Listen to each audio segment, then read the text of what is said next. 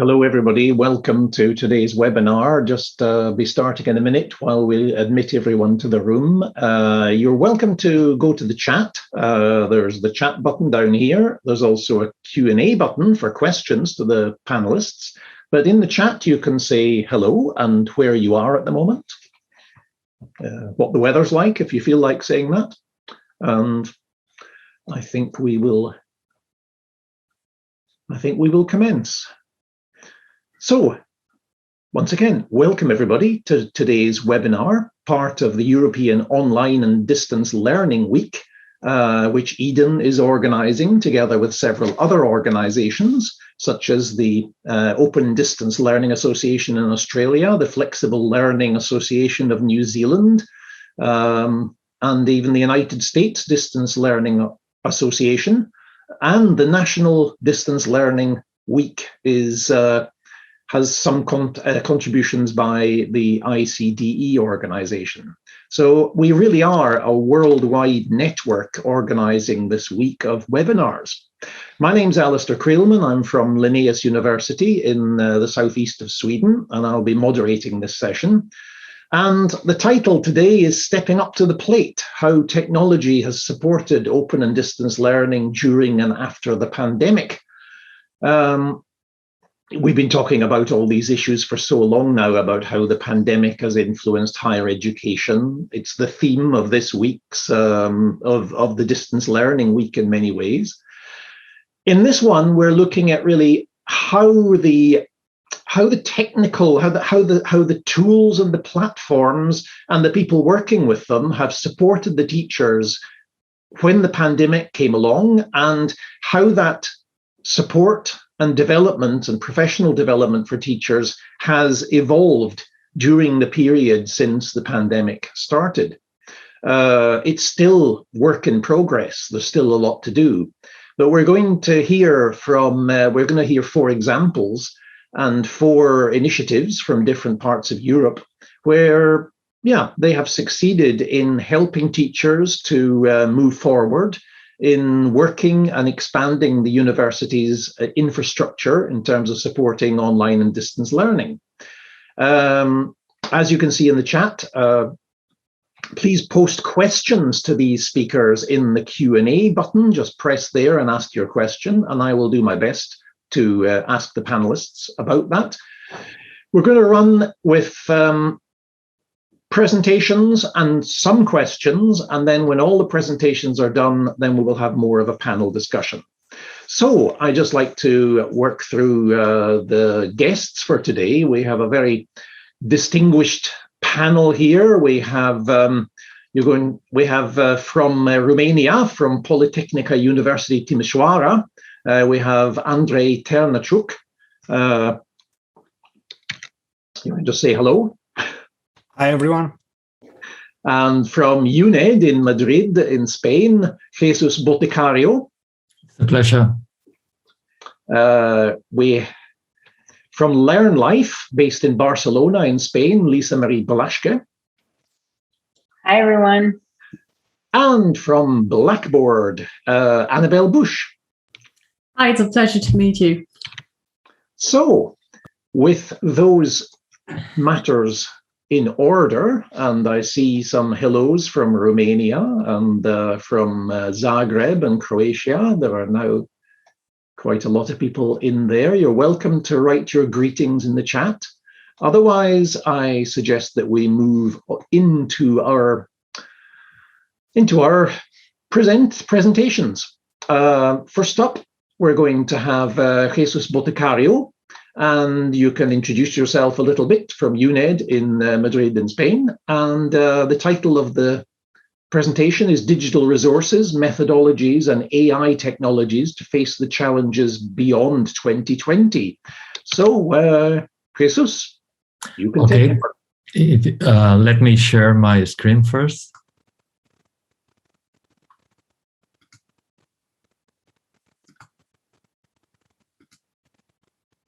Hope you are seeing already presentation. Can you see that? Can you confirm that you're okay? Okay, thank you. And the subtitling is working. Okay, great. So you asked me to introduce myself. I'll do it in short. We are the largest probably university in Europe with over 200,000 students, and I'm the vice rector of digitalization and innovation. Why I'm here? A good question. I've been working all my life long in user modeling and using AI techniques and data mining to provide personalization mainly in educational frameworks. And that's probably the thing, no? And this vice rectorate is quite challenging because we are coping with both, okay? We have two sides in here, the technological side and also the methodological side. And that's why hope you are seeing the slides passing. You have the second slide. Can you confirm that? Oh, yes, it's perfect. Okay, thank you. I was saying that this is a result of teamwork, okay? And we are all working together in different areas, and that's why the people involved in this vice rector have different skills. So the COVID is perhaps the thing that we have overstayed, but to me, it's a confirmation that UNED is provides the right approach. Okay, it's like a blessing in disguise. No, we provide hybrid education, online and face-to-face education, and we provide all those types of access to a university according to the user's needs. Let me go back. Okay, so with the COVID thing, we had to set in no time, okay, many changes at UNED, okay, organizational, technological developments, increase the staff support, the student support, communication strategies, and so forth. So the first thing we had to manage is to take over 80% of our tutoring sessions, which were provided face-to-face online, all of them, okay? That was quite challenging. In all, we have to move over 16,000 face-to-face services for over 400,000 users, students, and all of them online, okay? So the figures are impressive, but I won't like to invest much time in the figures, which are incredible for everyone. But for instance, just we got peaks of over 200,000 weekly connections, and there were days with over 30,000 of them. So, and the funny thing, or the interesting thing actually, is that when September, last September came up, okay, we have to increase those figures. So this is important, no? It's not just the fact that during the pandemic we had to provide that access, but that access is something that is on our current agenda. One of the things that differentiates perhaps our university to others is that we have to cope with 40% of the students with disabilities enrolled at the university level in Spain, okay? That means that we have to care very much with things related to ethical management of data and so forth. That's why we couldn't afford using the tools that many people offer us in order to deal with evaluations, massive evaluations, as soon as I comment in a minute. But we have to develop our own tool, okay? We develop even one part of the tool is called verificatio, which is to deal with fraud issues. The tool is being successful, and we are now developing further improvements. We want to use this tool to be an intelligent engine to develop exams, and also something that help us to be in touch with the students while they're doing their exams. What we cannot afford is to record all the sessions, okay? Because of the current legislation and because of something that I will comment later on. Well, the numbers are incredible to me in the first place. But this last year, we have carried out over 700,000 exams at UNED. So it's incredible. This is like an engine thing, okay? We also had to increase the support to our faculty and technical people at UNED. Okay, in terms of the faculty, we increased the webinars that we provided to them, the tools, the guidelines. We set up a community where all of them share their experience, their problems. We tried to cope with all of them, and we were finally successful. Thanks to them in the first place. Okay, they were really, really involved in improving and dealing with the challenges of the situation. As I said before, we have to deal with the people who, not just the disabled. Okay, we have many students that because of their current situation, they are in the army or working elsewhere, are enrolled at UNED. We have to attend also the people who are in prison as well. So this is a peculiar university, and we have to care of all these things. In the end, the idea, and we were successful, is that no one left behind. The communication strategy was very much focused on our students. Okay, we increased as well the well-being and the things related to how to care with the psychological issues involved in dealing with the situation. And the ministry called us and told us with, in the first place, with WOC, you have to provide a website to all the universities in Spain to support them, because you are the ones who know how to deal with this. Okay, we did our best, finally, with the support of all the universities, and we developed a website that was quite successful in 3 different areas. We provide teaching and learning online support, digital contents, and psychological support, as I said before. The number of courses increased dramatically, and I just want to point out one of these channels that we support at UNED that is focused for your interest in providing technological courses, which take very much care of interaction needs of people with disabilities and others.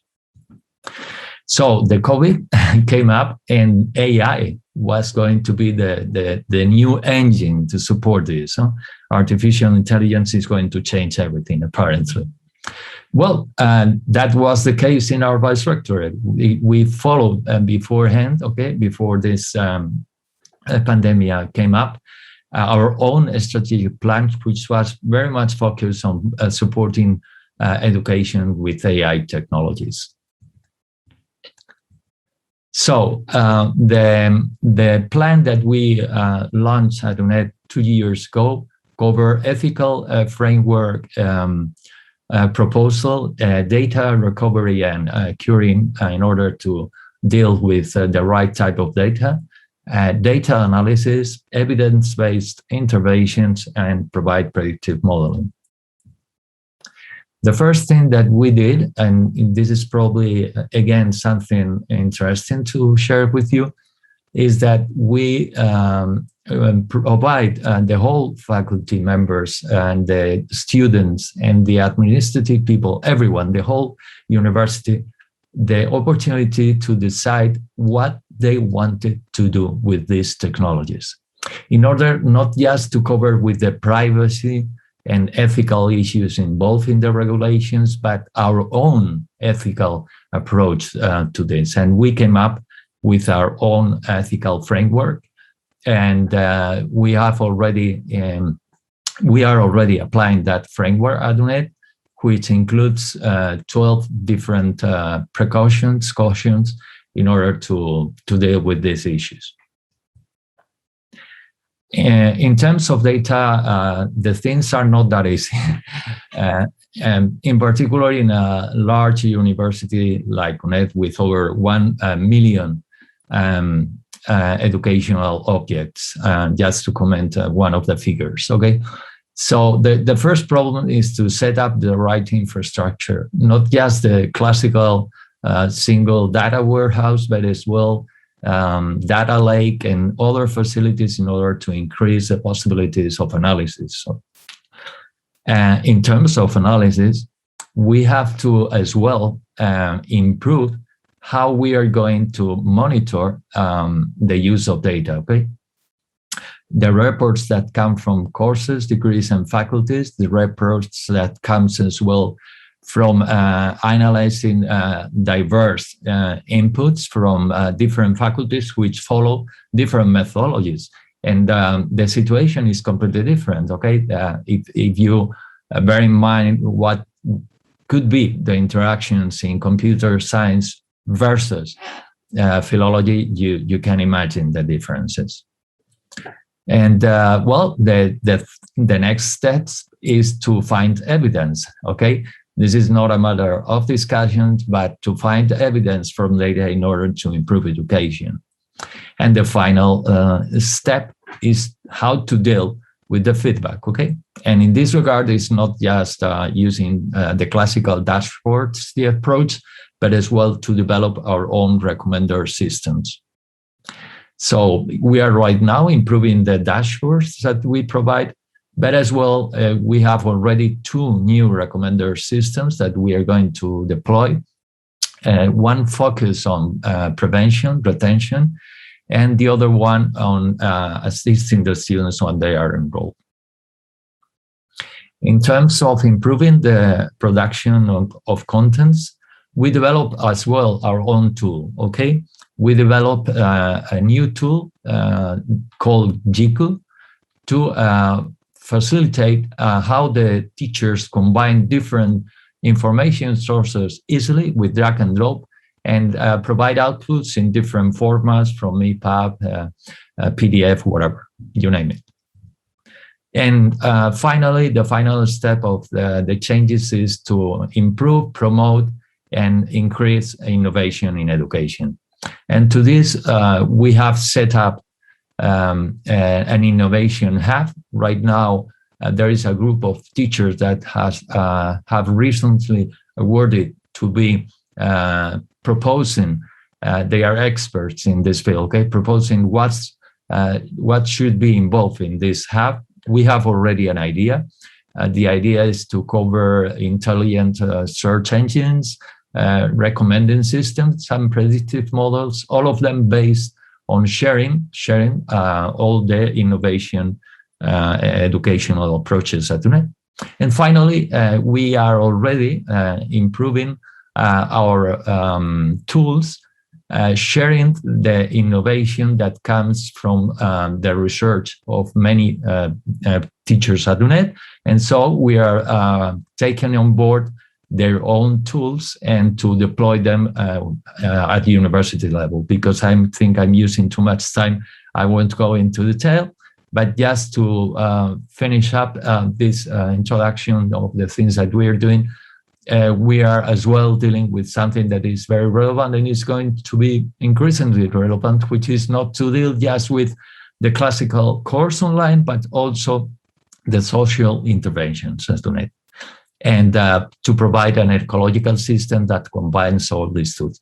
Thank you very much for your attention.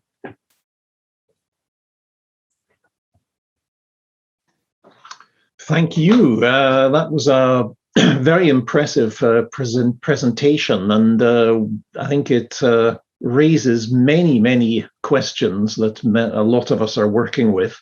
You seem to have an extremely comprehensive solution, and the use of AI is very intriguing. I must admit, I trust that the slides will be made public or made available to everybody who is attending this in due course. And I think there's a lot to there's a lot to investigate there.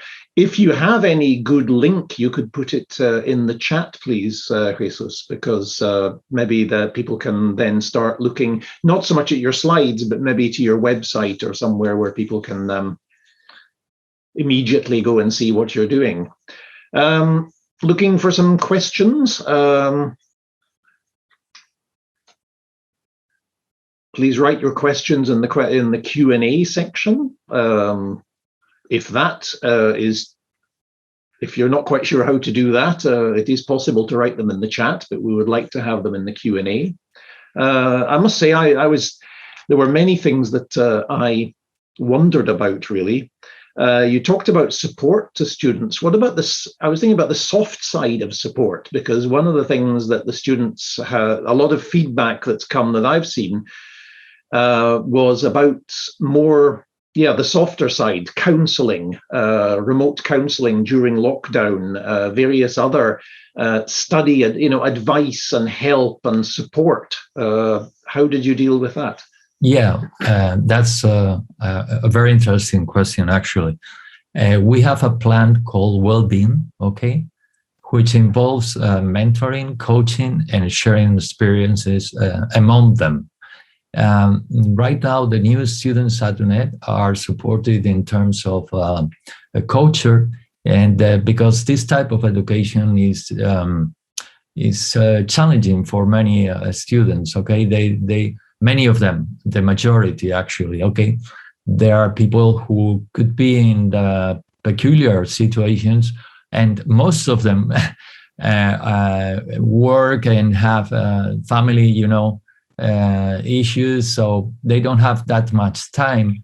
And the approach is to empower them with the right focus and tools to support a self-made plan, which finally make them being successful. And it's not that easy. The main issue here is the dropout rates. And as we always say, if we got them in the first exam, we made it.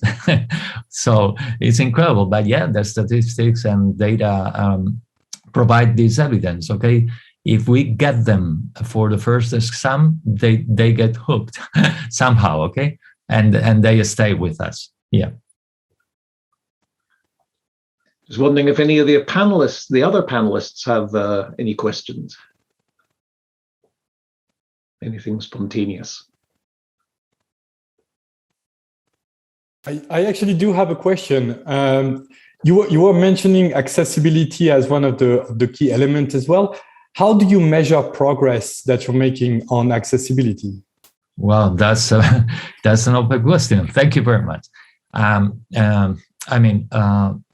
Accessibility is not something that can be fulfilled in terms of a tool or of an instance. Okay, it's a process. It's an ongoing process, and that's the challenge. Okay, the challenge is to provide tools and protocols. Okay, that make the people follow certain rules. Okay, and it's not that difficult.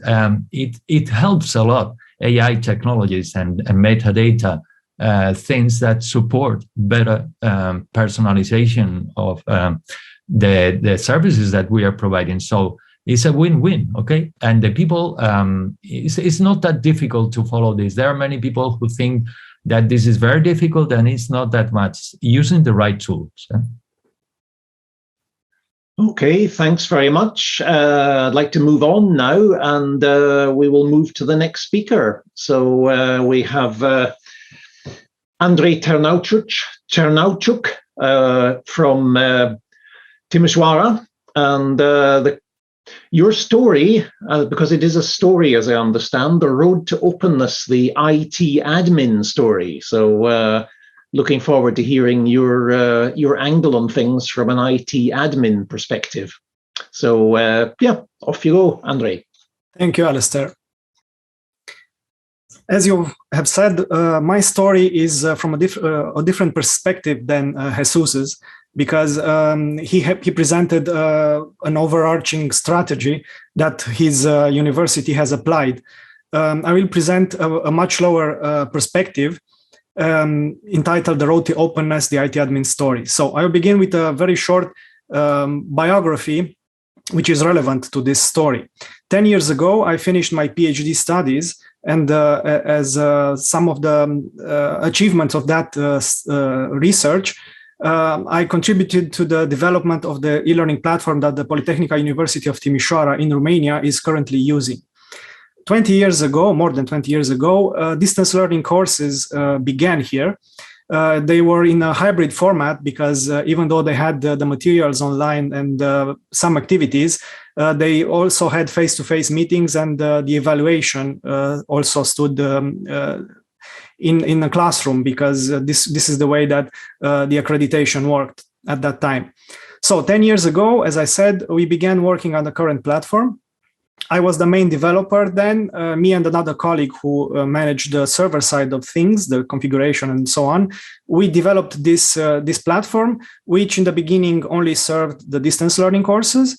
And afterwards, it began to grow at a steady pace, first incorporating the master studies in the university from all the 10 faculties, but also once professors found out about the platform, they began requesting and incorporating their bachelor courses in the platform. So as I said, we had a steady pace of growth over the years. We learned a lot of things. We developed the tools we needed, but the team behind the platform, the technical team, has not grown very spectacularly. So before the pandemic, we had the lead developer, which was myself, and a few colleagues who worked with all of the management of the courses and the users and so on. But then, of course, 1.5 years ago, the pandemic happened. We had a solution which was adapted to the needs of the university for that blended scenario, but all of a sudden, all of the people involved in the educational process, all of the 15,000 students and 3,000 or 4,000 faculty members had to use the tools which we had in order to compensate for the quarantine and all the lack of physical meeting and physical interactions, in order to not completely shut down the educational process. This is actually an overview of what we have done and up until March of this year. Maybe we'll get back to this at some point if it's relevant. But as I said, we had a very steady growth up until last year. This is the number of total users on the platform. It's not that spectacular, the number, because as I said, some of the bachelor courses also found themselves on the platform before the pandemic hit. However, if we look at the number of courses, we see that they more than doubled. This is only the first semester of the previous academic year, and this is the full 2020-2021 academic year. So, as I said, it's a lot of new users and a lot of new interactions. For instance, the first interactions when we started compiling these statistics 10, 11 years ago, it's insignificant compared to the actions, to the logs, to the clicks that the users had on our platform. So we identified 3 main challenges or challenge types where we had to step up. First of all, we had the infrastructure, the IT infrastructure, because we had a data center with the necessary servers and the configuration which was adequate to the requirements of the platform at that point. However, as I said, we increased exponentially the use of the platform, so we had to find solutions in that area. Also, all of the professors who up until that point were classical learning scenarios, were implementing them, face-to-face meetings and so on, physical activities like laboratories or seminaries. All of a sudden, they needed to learn how to use the tools that we were providing. And also support for the students who were as well thrown into this chaos. So they had to learn how to use the tools and Also, the problems that the students faced, like access or any sort of technical problems, all of a sudden multiplied very much. So that small team that up until that point took care of all of these things from the e-learning center, all of a sudden couldn't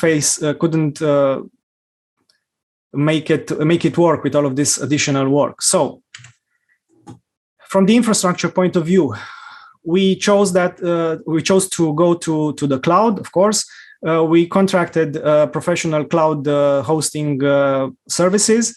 The data center was kept only as a backup solution, but the main applications are now in the cloud. Also, we had to incorporate all of the elements that make live face-to-face synchronous learning possible, starting, of course, with audio-video conferencing solutions, but also many types of new interactions which had to supplement the lack of face-to-face interactions, as I mentioned previously, like the hands-on laboratory work, which is severely lacking in an online setting. So this was our solution. Also, in the training area, we began training the teachers. We started holding webinars. They were open webinars where tutors or facilitators from all types of learning or educational levels were invited, from high school or even lower levels. We encouraged them by issuing badges, open badges for participation, and we had a very successful run of more than a year of online webinars, weekly webinars, with a lot of participants and invited speakers, presenters who shared their experience in dealing with this new situation. Also, we developed a lot of guides and tutorials, most of them in video format. But as I said, the team developing them was not that large. So we involved the students as well, because this way they were included in the solution, and we found that they were very eager. Some of them, of course, they were master students in specific specializations, but they helped create all of these tutorials, which then were used as open educational resources within the courses, either for professors or students. Of course, not all of them were created by the students. Also, we tried to create some common areas where professors could share their experience, where they could create best practices guides or case studies for everybody to learn. So we had this openness to incorporate all of these experiences in order for everyone to be able to share it and use it in their day-to-day activities. Also, we try to create a cafe-like zone where professors could discuss and openly share their experience, but also for the students, we had some areas which were dedicated to their well-being, which was previously mentioned. There were, for instance, recommendations from the university library, recommended reading. We also had some guides or advice from the physical education department in order to keep everybody moving to a minimal level and keeping the health as well as mental well-being as high as possible. On the support side, as I said, the small team which was behind all of this started dealing with a lot of tickets. We use the OS ticket open source system to allow any users, students or professors, to open support tickets in either technical or administrative areas. But also we had the support email. As you can see, it's not a surprise to anyone that at the time of the start of the pandemic, March or April last year, we saw all of these spikes. We dealt with this by expanding our team. We started incorporating administrators from the 10 faculties which are active in our university. So we delegated some of these support roles, and they helped us, for instance, create all of those 5,000 courses in a very short amount of time, so that the downtime to the learning process was minimal. This is just the core team of the e-learning center, because as I said, there aren't many of us. About 4 or 5 of these people are the ones who worked in the technical side, which I here try to present today. So this is my story as an IT admin. We had a challenge, a very big one. We tried to adapt, and as the title of my presentation suggests, the solution was to open our operations and to receive the help of the students and of the professors, as well as new people, because IT admins usually tend to keep everything to themselves because they have the overview of how everything works. So this was a very big step for our small team, for me personally. And this is why this presented an opportunity for me to expand this even on the development side, because we started incorporating students who are very well versed in programming, and under our guidance, we started developing all the necessary tools which are not available or needed adjusting to the requirements of the university. Very briefly, this was my presentation. I am open to questions now. Thank you.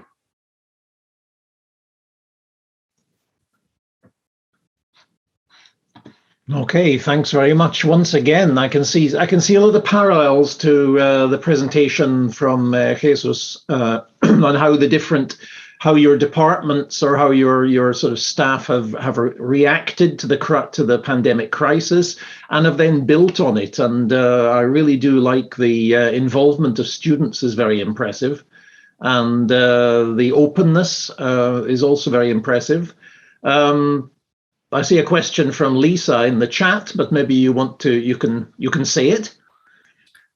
Just a moment, sorry, because I'm sharing, I can't see it. My question was, what are the plans? What are the plans for growing what you have already done, established during the pandemic? There isn't that much room to grow, because at this point, pretty much all of the study programs in our university are currently online. So only changes to the curricula, maybe creating new courses that replace some of the old ones, will be necessary. Of course, there are new students all the time. So even professors, young professors, or somebody who's new to the system will of course need support. However, the biggest challenge was those couple of months last year when we had that switch. Growing at the moment means maybe fine-tuning technically the platform and the plugins and the functionality of the of the different pieces of this puzzle, and maybe bringing new functionalities, because all of a sudden we were working with many new teachers who had many new ideas or requirements, and we tried to keep up with them. And in the breathing room we had over the summer, or in periods with less activity needed for support, for instance, we tried to improve it. I can give you an example. We embedded in the platform a Zoom plugin which allowed professors to create Zoom meetings from within the course. All of the students who wanted to participate to a lecture needed to access that link. So they had to log into the platform, access the course, and then click on the link. And that was pretty much their instant action within the platform. But this created some very high traffic times, for instance, at 10 o'clock in the morning or at 12 o'clock. So we developed a little plugin which, outside of the courses, created all of the Zoom links for a certain user with a minimal interface which consumed very fewer resources. So this is an example of adjustment we were managed to make, and we will continue to make as the need arises. And fortunately, as I said, students are also interested in helping us, and we have very talented students who are willing to develop side by side with us all of the necessary functionalities. Okay, Andrea, if you could stop sharing your slide, and then we can see you in larger view. We've got a question from Elena in the Q&A. What was the most satisfying moment switching to online teaching? What gave you the most satisfaction in the transition? Aside from an IT admin, I am also an educator. I'm a lecturer, so I also have direct contact with students. I teach mainly in the master's courses, where up until the pandemic, attendance was very relaxed. So there were small groups of students which I worked with, about 20 officially, but only few of them managed to actually arrive when I had lectures, maybe 5, 6, 7, something like this. So when we switched online, all of a sudden, most of those 20, 25 students were suddenly online, and I could talk to them in real time. And this was actually quite satisfying for me. Of course, there are a lot of drawbacks to this, but this is one of the highlights of going online. Thank you. There's a question in the chat there about what are the innovative parts of the curriculum, but maybe if you could answer that in the chat. Okay. To everyone, that means we can move on, and I'd like to welcome to the stage Lisa Marie Blaschke, who, Eden regulars will know her very well as a member of the executive committee in the past, and a very, very active Eden member and senior fellow of Eden, but has now moved on to the other side, and it belongs to a very interesting startup in Barcelona called LearnLife. So take it away, Lisa. Thank you, Alistair. It's great to see everybody today. And as Alistair said, I recently made the jump from working in academia, primarily in online and distance learning, to work for a startup called LearnLife, which I will talk a little bit about now. I am going to talk about the technology, but I'm a strong believer, as most ODL academics and scholars are, in the pedagogy. And so I will be emphasizing that as well and the role that it plays. So let me start by sharing my screen. Okay, share sound. Great, I'm gonna put this in presentation mode. Okay, I took my mask off. I may have to put it back on again in the case that one of the learners walks into the into the room that I'm in, because we are still required to wear masks. So the topic I'd like to talk to you about today is how we create environments for learner-centered learning and really pave the way for high flex learning.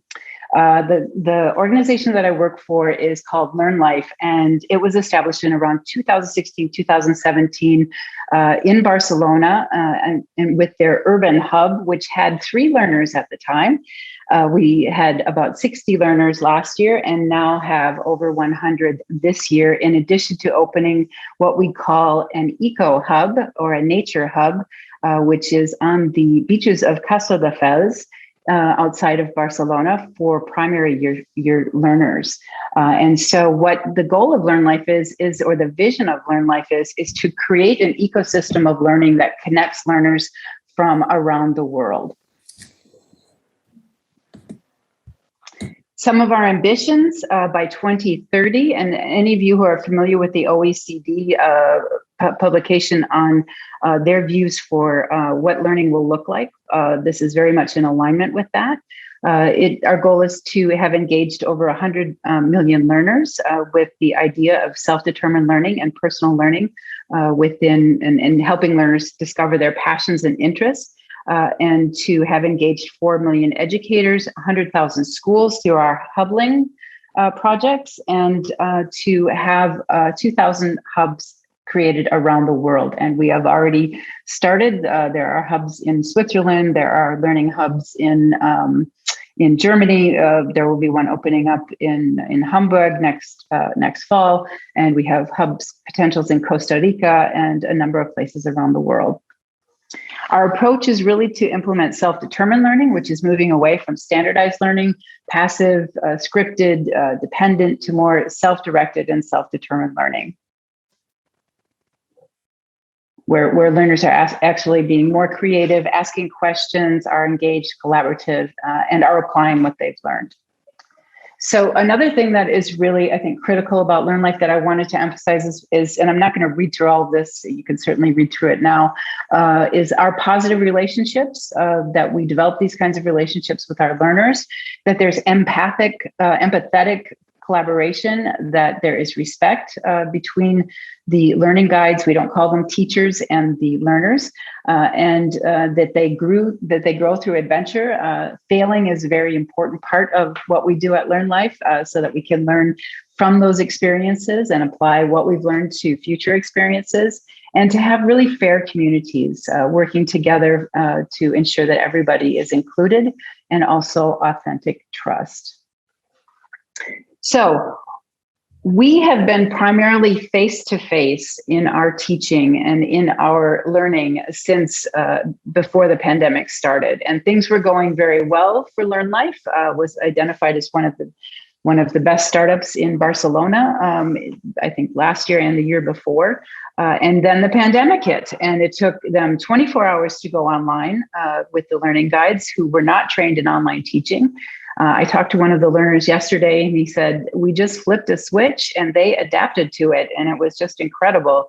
If you want to hear more about how they did that, you can go to this YouTube video. I'm not going to play that, but I am going to play you a video of what experiences the learners had during the pandemic. It was put together by one of the learning guides about how they just some of the things that they did during the pandemic.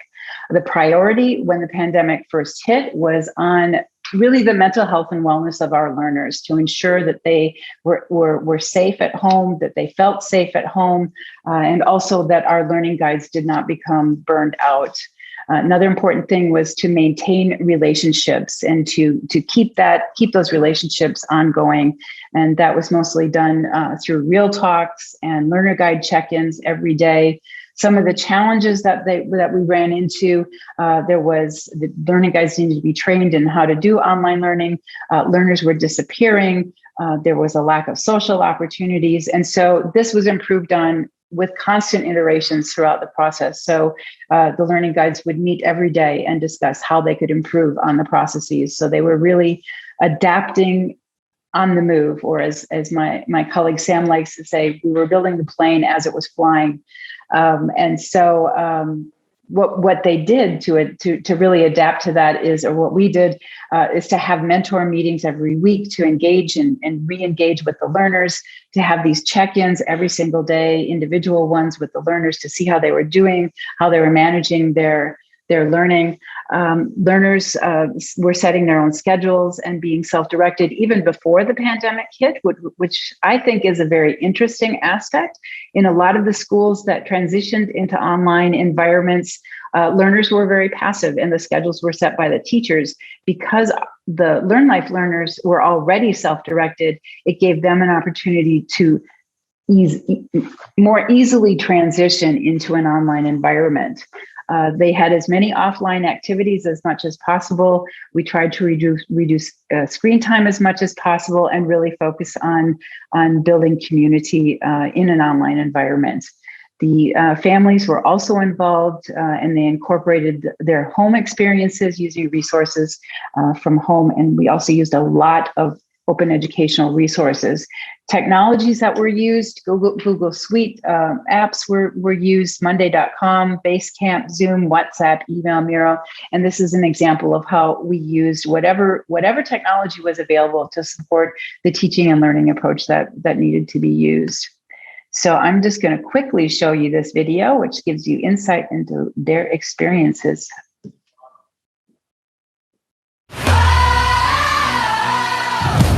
Ladies and gents, this is the moment you've waited for.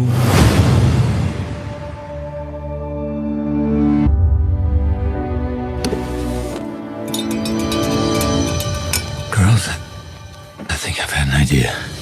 Look out, 'cause here I come. And I'm marching on to the beat I PT Barnum, at your service. I'm putting together a show, and I need a star. Every one of us is special, and nobody is like anyone else. That's the point of my show. Ready? Showtime.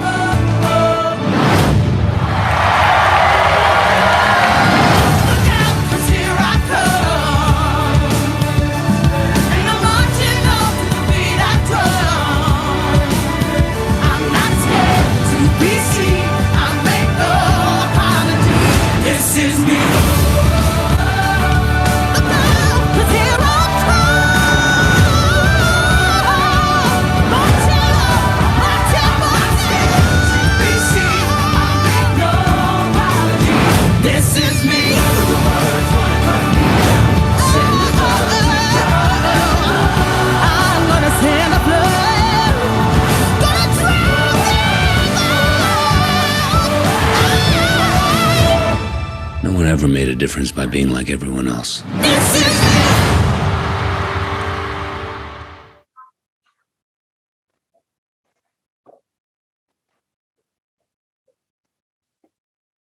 So I realize that that is probably one of the least academic videos that you've probably seen more recently. And so let me just switch back. What you can see, though, through that experience or through that video, I think it really captures the excitement and the energy of the kids. Even though they were in lockdown, they set challenges for each other, and they were constantly supportive of each other. And they used all kinds of different technologies, mostly Zoom, in order to interact, but also using video to show what they've learned, and also to share and to challenge each other in their learning. One of the things that I think that also has come out of this experience is we've been able to create or begin to create really truly high flex environments. And this is just a definition from Ken Steele.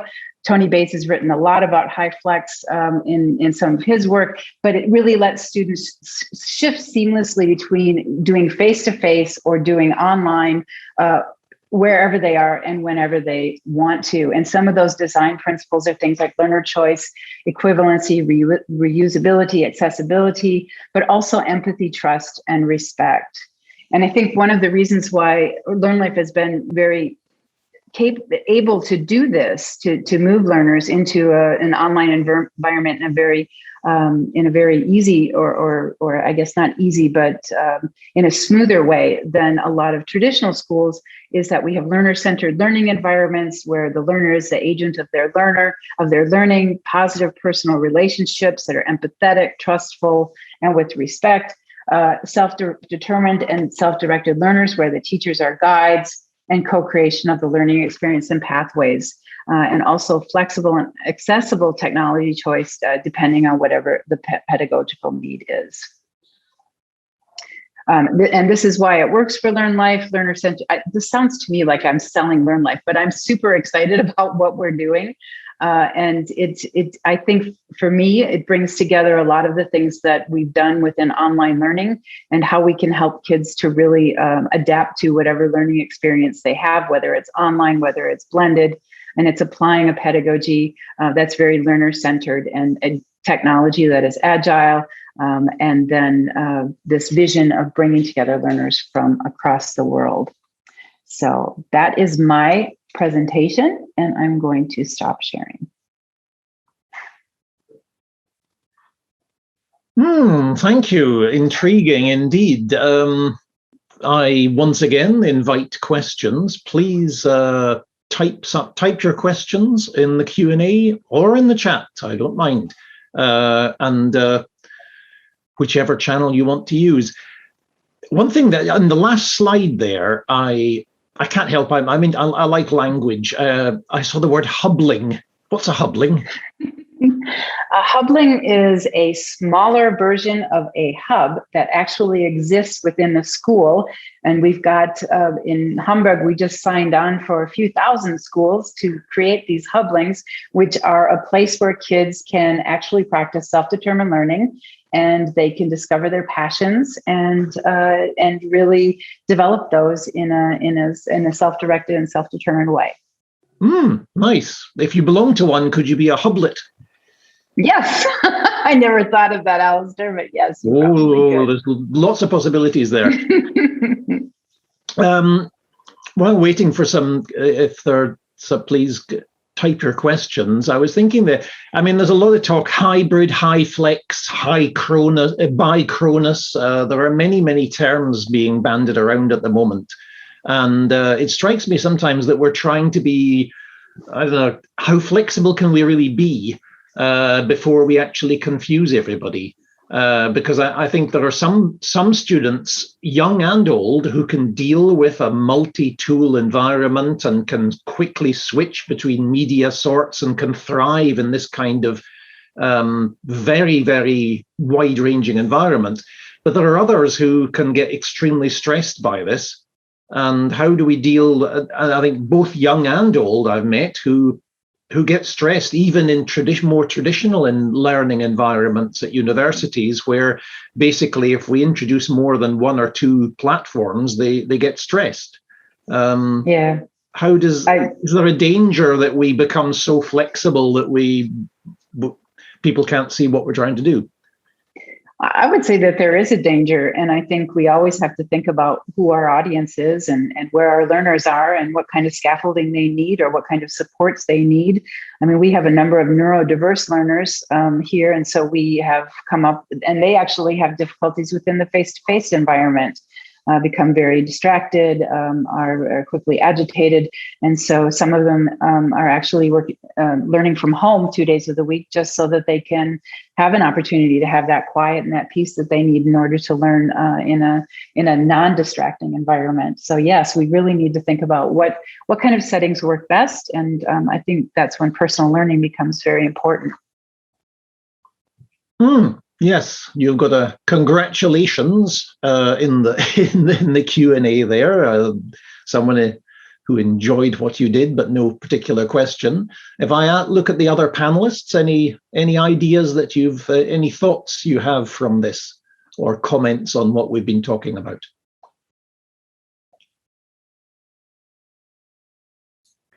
If I may? Yeah, Andre? It's very interesting and very interactive and very for the younger generations is very motivating, everything else. But I think that in order to implement this on a larger scale, the curricula needs to be adapted or needs to change significantly, because at least here in Romania there are still very rigid and strict rules about what formal learning means, especially in the official high school or university settings. So I believe that what you presented is the way to go, but this also needs to go to the top and allow the shifting the paradigm in order to incorporate all of this interaction and all of this higher motivation into what can be achieved and what skills can be developed. So it's not a question, more of a commentary. Yeah, I completely agree with you. If we look at many of the future skills frameworks and the policy documents that are coming out of the EU, they're all talking about the kinds of skills that learners need, and we're not developing those within higher education as much as we could. And I think we need to start with the younger learners, and that's why I'm here. So I'm very excited about what we're doing. There will be research that will be published on this eventually. Hopefully we'll be able to reproduce it. Yes, I hope so too. Thank you, Andre. Okay, we'll need to move on to our final point. But Lisa, if you, some of the links that you had in your presentation, admittedly, we can access the PowerPoints later, but maybe you could post some of them in the chat so that there will be people who may not have time to look at the slides later and would like the links now. So that would be nice. Okay. Finally, but not least, we have two representatives from Blackboard, a company that needs no introduction on the educational technology scene. We have Annabelle Bush and we have Nicolas Albuz. If you could both highlighted here. You're going to talk about digital leadership in transformative times. I will let you introduce yourselves and your roles in your company and so on, but if you upload your slides, and yeah, it's all yours.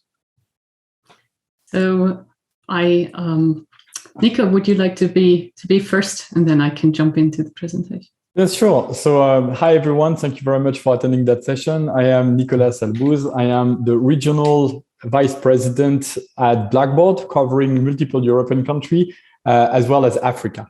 And yeah, I think we went through some very interesting time when it comes to distance education, as everybody mentioned in the previous presentation. And we would be more than happy to share some of our insights, at large scales when it comes to what we've been seeing as well. Annabelle, over to you. Yeah, thank you. So my name is Annabelle Bush. I'm Senior Solutions Engineer for Blackboard since late 2012, early 2013. And before that, I was the manager of the e-learning infrastructure at the University of Vienna for nearly 10 years and built up that infrastructure more or less from scratch with the team there. So today, what we would like to do is to give you a bit of a workshop report out of different experience that we've had with clients, also with the approval from the clients to talk about their story. And with that, I'm going to share my screen quickly. So I'm going to share an application. So can you all see my screen? I guess we can. Yes. I guess, yeah. Okay, perfect. So I changed the title slightly just to be a bit more innovative on that. So it titles with From Lockdown to Top Down or Bottom Up, because that is basically what has been done during that pandemic time and the first, second, and third wave. And we are now nearly experiencing the fourth. I've just learned, so based in Vienna, we are having 8,000 new infections today. In Austria. So that's digital transformation lessons learned from a global pandemic. And I decided to choose an image from Jonathan McHugh that was initially posted in the Financial Times in 2020 with the university pillars that are groaning under the weight of books and the challenge of suddenly needing to transfer everything from digital to everything from analogous to digital from one moment to the next.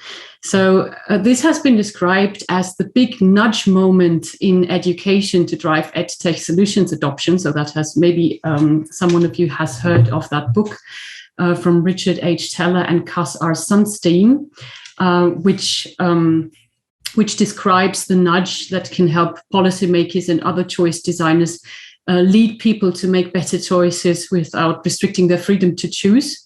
So also finding out that no choice is ever neutral, because the way a choice is presented, and so because of the way a choice is presented, and even if randomly affects the way people engage with it. So I have the book here; it's in German at the moment. So if you you cannot see it because it's white. Just wanted to point it to the camera. And so COVID has been described as the big nudge moment. And basically, so our experience with some of the institutions was that academia was not really prepared for that.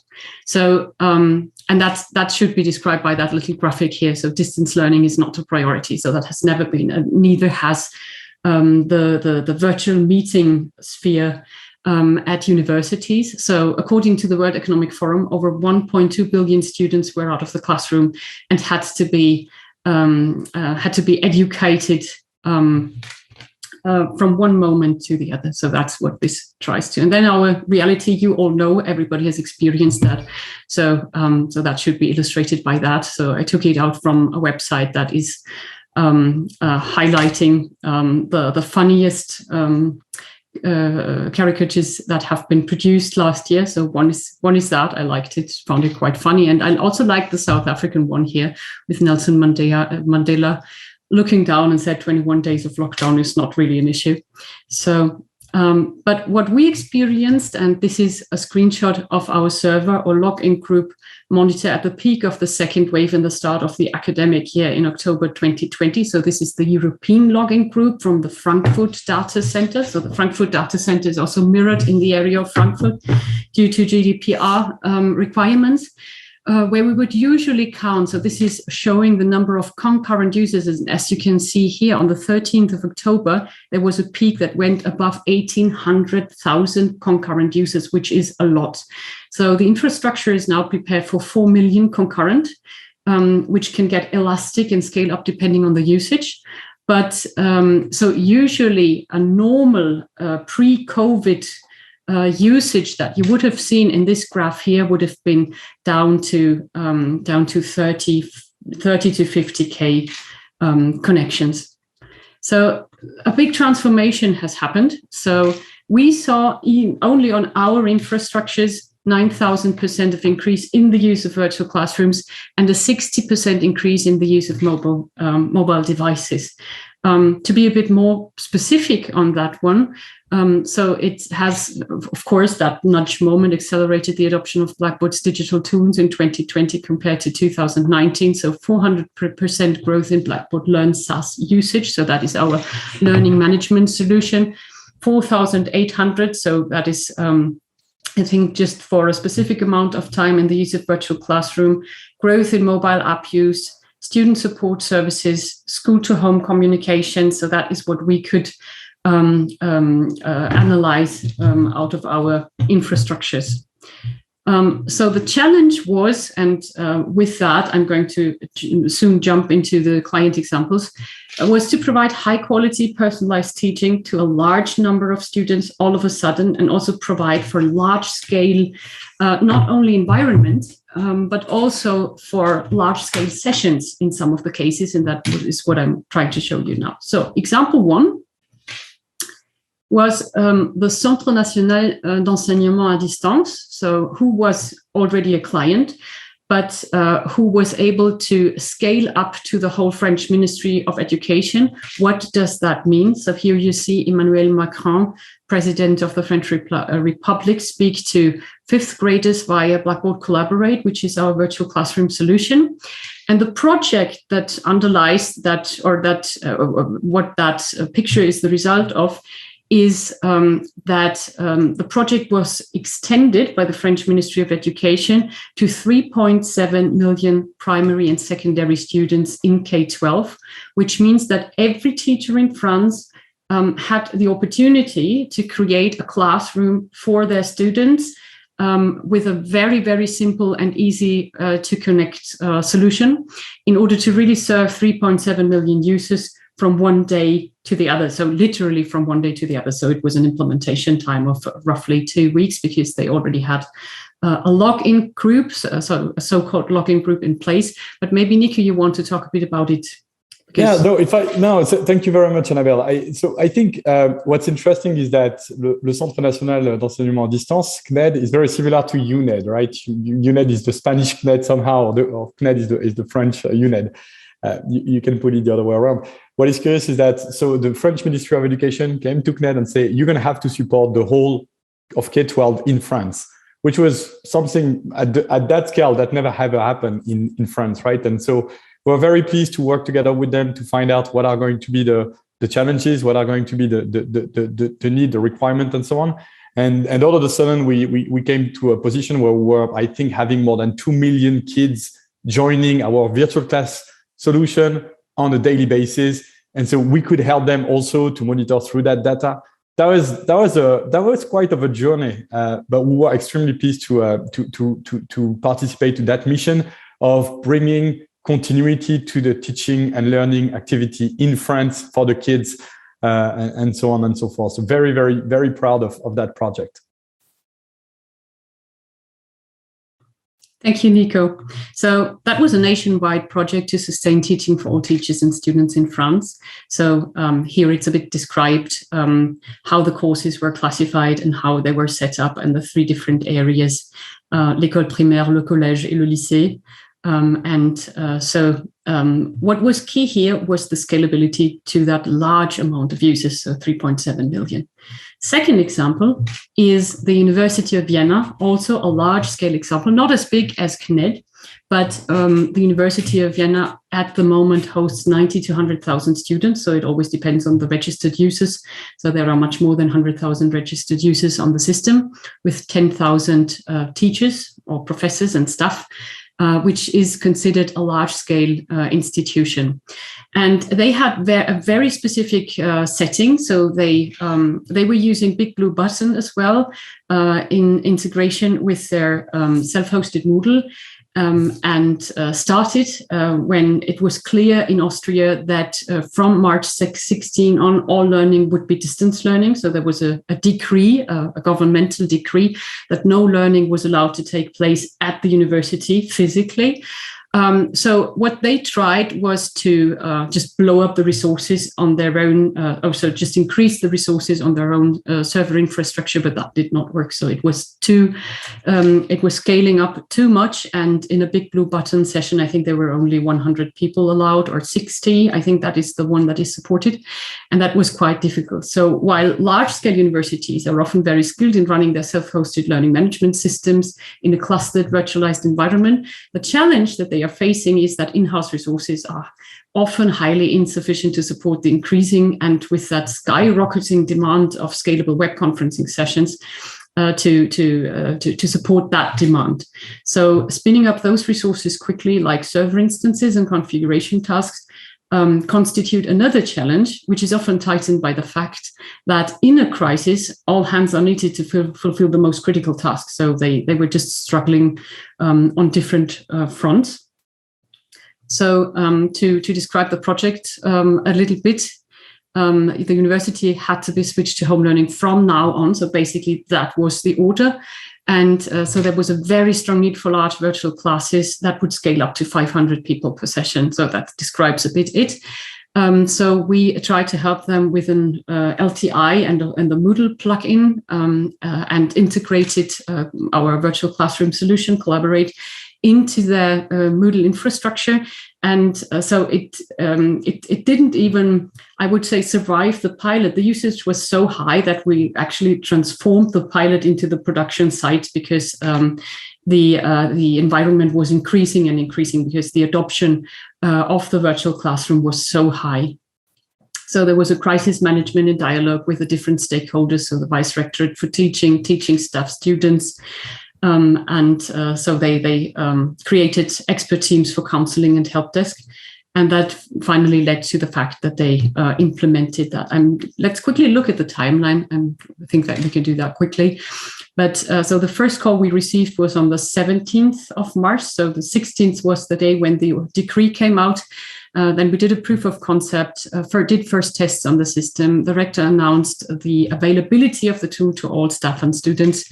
There was our services welcome, and then the environment just increased until we did the final signature. And the full operation so the system was in full operation by the end of March and has increased since then. To transition over to the third example, I want to stay in Vienna. So, and I would like to talk to you about the University of Veterinary Medicine, Vienna. So the VetMed Uni, which doesn't have so many students, but is usually a solely practice-oriented institution. So what you could experience is watching surgery on a cow, for example. I've watched this. It is really impressive, actually, when you get into that surgery hall and then you have a cow and so on with anesthesis, but lying there. And for that, it was highly necessary to just switch from presence teaching to online teaching. And according to what our colleagues at the University of Veterinary Medicine told us, they were very well prepared because they had prepared the infrastructural measures, and also they already had the solutions in place. So the VetMed has been using the Blackboard learning platform for more than 15 years, with adding additional functionalities over the years, of course, and has also been successfully using the integratable virtual classroom Collaborate since 2015. I think that was the winter semester. And since March 2020, they had to take immediate measures as well, of course. So they had crisis management. They defined communication channels. They staffed their help desk. They expanded the tool landscape with some lecture recordings. And the feedback from them was very interesting. So due to that nudge moment, there were many professors that had never used the digital landscape that they were providing before, but were very happy with what they found. So I think I'll show what they show to us. So because it's very problematic, teaching before COVID-19 looked like this. So here you see the surgery, also the so it's really a practice university because it's medical. And here that was teaching under COVID-19. So you see that they are showing the turtle into the camera. And it was really, really, really very impressive how they transformed the education project. So that's project, that is how the e-learning, one of the e-learning projects is called, into a distance learning project. So this is some of their feedback. So due to high practical orientation, the development of new formats with the involvement of students and teachers had to be developed. So that it had to be done. So with a virtual outpatient clinic, they expanded the live streaming scenarios. They created and expanded the instructions and video tutorials. Some of them were already in place. Other resources as well, and also raised awareness for copyright and data protection. So, and of course, they also went down new ways of the use for digital platforms in addition to teaching and research. And so, to give you a bit of a readable story. So there is for the German speakers here, but there is also, so we have a translation feature, which is called Blackboard Ally. So there's a translation feature on our website with which you might be able to use an English version of that. So their mission is teaching with responsibility, researching with vision, and healing with ambition. And they have published quite an interesting paper, which is comprising a couple of pages. So I think it's about 5-6 pages, also with professor interviews in their magazine, so Magazin der Veterinärmedizinischen Universität Wien. And it's highly interesting to read that case study. So we are publishing a similar case study on our website, just to give you the possibility for further reading. So what are the general lessons learned out of this? In terms of scalability, a true platform is important. So we need scalability, elasticity, and business continuity, especially in times of high concurrent usage. What we also discovered or have seen were many SaaS migrations during the COVID crisis. So if we had self-hosted still, they all moved to SaaS in the region. The solution has to follow user-centric design principles. It has to be very easy in order to scale up to millions of users. And it has to be completely device agnostic. And the pedagogical horizon should not be left out of scope. So those tools have to be designed for education with a practical outline. You have to be open, institutions were open to change formats for digital teaching. And of course, having an interaction whiteboard, surveys, and chat that enables really contact. So that's part of the feedback that we had. And I want to point out one. So especially the practice-oriented institutions were using a tool that is called edtech Mini for lecture hall streaming. So in our virtual classroom, for example, you can choose a second camera as a lab setting. And this was used a lot with that edtech Mini to switch different cameras and screens and show it in lecture halls or stream it to lecture halls. This is especially starting now when it comes to hybrid teaching, because many universities prepared for hybrid teaching during summer. The last thing that I would like to discuss is, so distance learning has definitely become a priority, as you can see here. So I've changed the graphic a little bit. But the only thing that I want to add to that one, so it's not only about scalability and elasticity. I think one of the big lessons learned that we had from the provider side is the importance of platform. So platform is not just an LMS or not just a virtual classroom functionality, so not just solution, but a group of technologies that are used as a base upon which other applications, processes, or capabilities are developed. So evolving technology and new functional elements will expand and develop within that platform over time. So it has to be open. And what we understand is that or what we recognized during the pandemic is that we needed to design a completely new underlying platform based on a modern architecture and infrastructure. So if our clients were ever going to be able to sort out these messy bits of integrations of large scale infrastructural needs and realize the vision of the EduCourse would put it next generation digital learning environment. And so here's what we came up with as critical elements for this future state. So it had to be, I'm sorry, so I've switched the slide. It had to be fully SaaS-based, so scalable, available, and always up to date, and ensuring the systems were up to date, to offer multi-tenancy, built on microservices, and integrations must all work through a REST API, a single API standard for all services, including a single central data lake, also to be able to aggregate data across all applications and services. So this is the next step, because people need information out of the internet and out of the applications they're using. And the UI should be built as a single page web app, built with responsive web pages and with mobile applications that are included natively. So that is a bit of our setup and infrastructure that we found necessary. With that, I would like to close. So here's a quick summary of what I just tried to present. And thank you for joining that Blackboard session.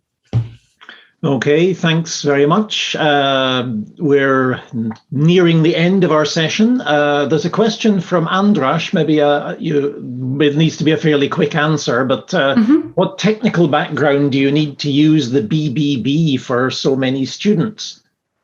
Not sure what you mean by BBB. No, I think BBB is big blue button. It's another virtual classroom. Sorry, big blue button. Yeah, that is edtech speak. So it's no. So do you want to? Is it okay if I take that question, Annabelle? Yeah, of course. So one very single. So big blue button is a great piece of technology to support distance learning virtual class. I think it's quite good. The only thing is we understand based on our experience that there is a challenge when it comes to scalability. So this is something you can download, you can set up in your own data center, and that's quite flexible in that sense. When you want to reach large number of students, big blue button is not the kind of solution you can use for that, right? So that's the feedback we receive from the people that have been using it. Okay. Annabelle, if you could stop sharing the screen, we can see all the panelists again.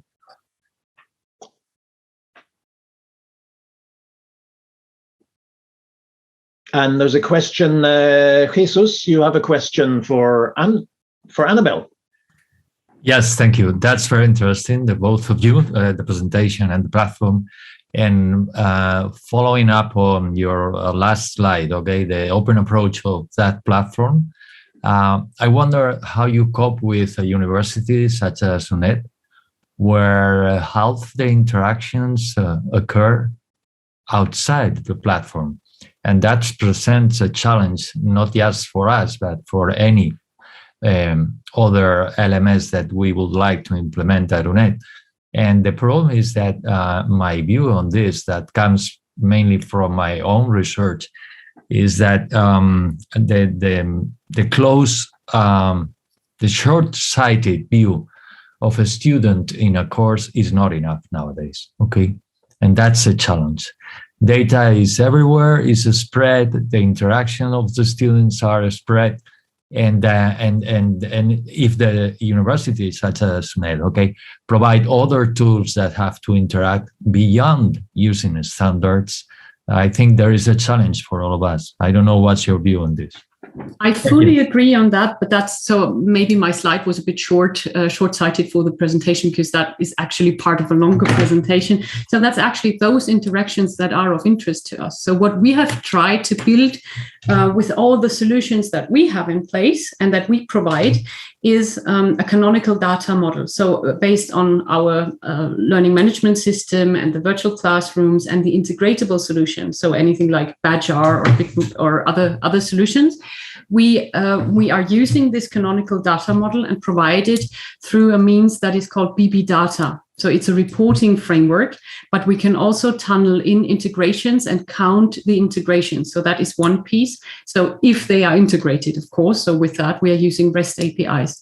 So I think What we are trying to do is have a canonical data model that is based on standards and on a single API standard that can also be exported. So what we also do is do exports from the BB Data canonical data model across all solutions that we provide to be exported into other BI tools. So you could export that to Cognos, for example, as well in your organization. If you have the means of, in your organization, tracking the interactions that you provide to students. Of course, you cannot track Facebook or anything, but there are hooks and possibilities that we are trying to approach with that. Okay, we're just going to wrap up, but there's a question from somebody on the YouTube feed to Jesus, and it is someone who wants more information on the learner's feedback system you developed. That's probably a long answer, but sort of in the last couple of minutes. Okay, I'm still pending to send you links, but the problem is that everything is in Spanish, so I don't know if you wouldn't mind. I'm using right now the translator in order to provide you the links. But if you go to net and look for new students, okay, or acogida. Acogida is the Spanish word for well-being, okay? And you can find there more information, and using the translator, you can easily fulfill your interest in this. But let me tell you, that's a big challenge for all distance learning universities, okay? It's the real challenge. The real challenge is how to engage students, okay, in a way that they feel completely at home in our university, okay? And that involves too many avenues that I think they are still open, even in the research field, okay? Because a student is more than a student, okay? It's a person. And as a human being, they have needs. And if we don't take them on board, we miss the target. It's incredible, but this is the case. But in parallel, we have a challenge, and we have to deal with ethical and privacy issues. So in the end, they have to be the ones that control their access to their data in terms of their own interests, okay? And that is something that is moving on, is related to European credentials, the Europass approach, now EFS wallet, and other things that go in this direction, okay? To have more data, but more control from the user. Okay, thanks. So it's time to say goodbye. Thank you for attending today's webinar. And yes, my colleagues, the panel, everyone up on the video screen. Thank you for your contributions. I hope you can get hold of their presentations later. And remember that there are many more webinars. If you go to the Eden website and look for the distance the Distance and E-Learning Week, there are lots of webinars. So if you enjoyed this, there's still time to register for the others. I'd like to thank everyone on the panel today for your contributions. Thank you for joining us, and we'll see you again before long. Bye-bye.